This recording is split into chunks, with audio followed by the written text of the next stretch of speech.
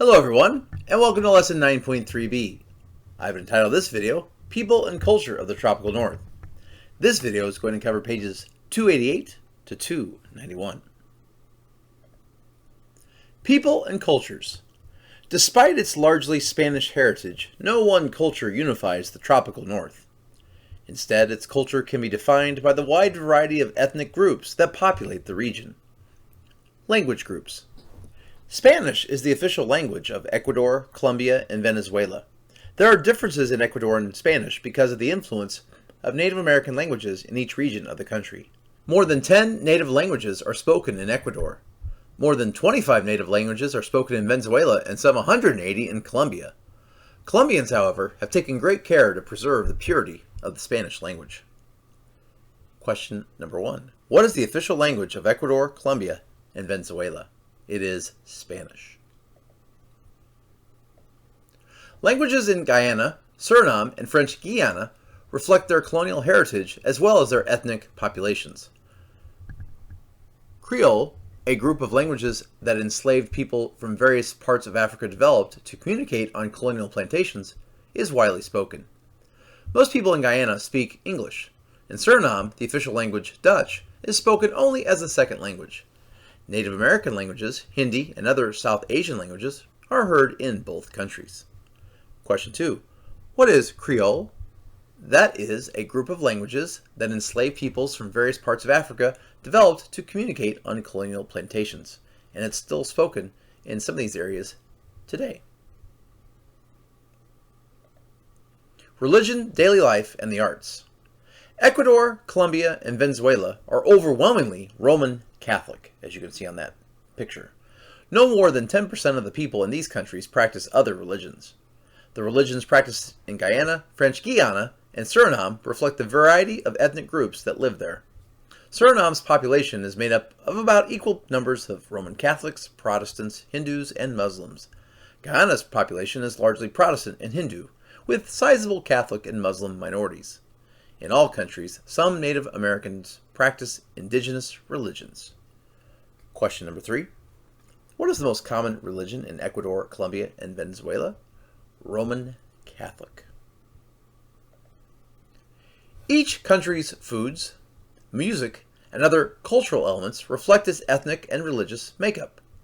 Venezuela, Colombia, and Ecuador celebrate Carnival, or Carnaval, though the festivities are not as colorful or as lively as those in Brazil.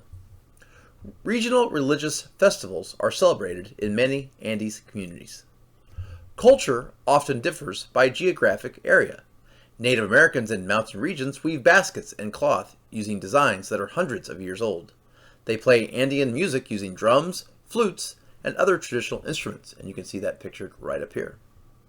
Along the coast of Colombia and Venezuela, a dance called the cumbia, and that is pictured right here,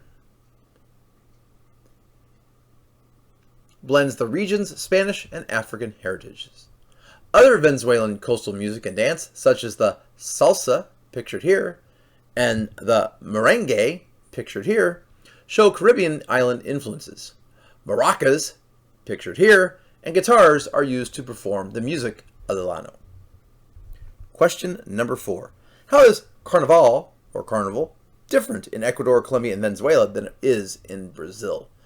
Well, it's not as colorful or as lively as the Carnival is in Brazil. Question 5. What are the cumbia, the salsa, and the merengue? What are those 3 things? Those are types of dances.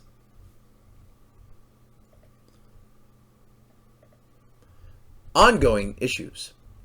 Many people who live in the tropical north are poor, although natural resources in the region are plentiful. For generations, those resources have mostly benefited only a wealthy few. This situation has created tensions within and between countries. Trade relations.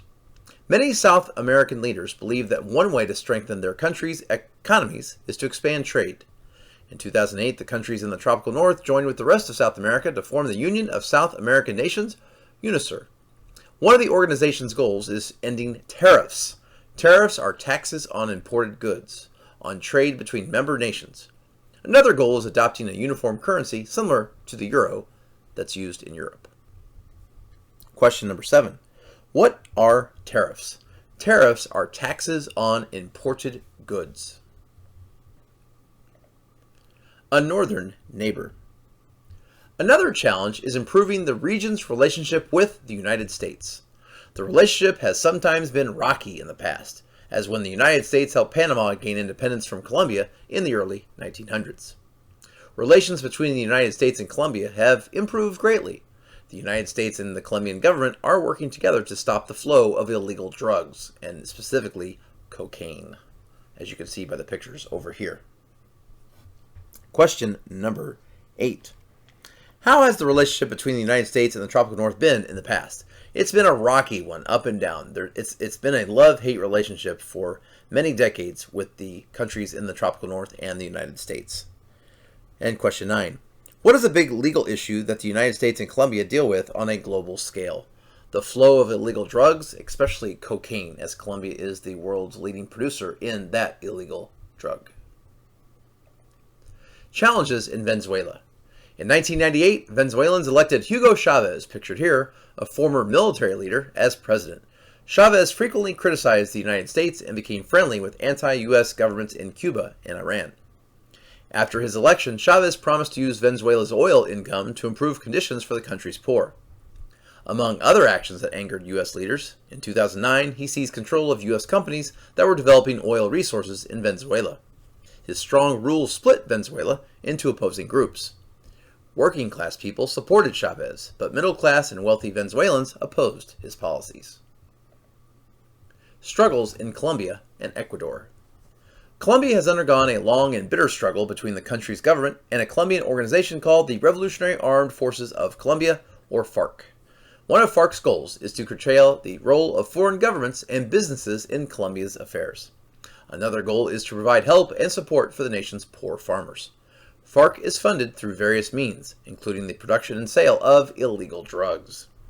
In Ecuador, indigenous peoples protested for rights and blamed President Rafael Correa for not keeping his promises. Correa had promised to rewrite Ecuador's constitution. Among other things, he pledged to extend the rights of the people. Disappointed when Correa did not act, indigenous peoples organized to win rights for access to land, basic services, and political representation.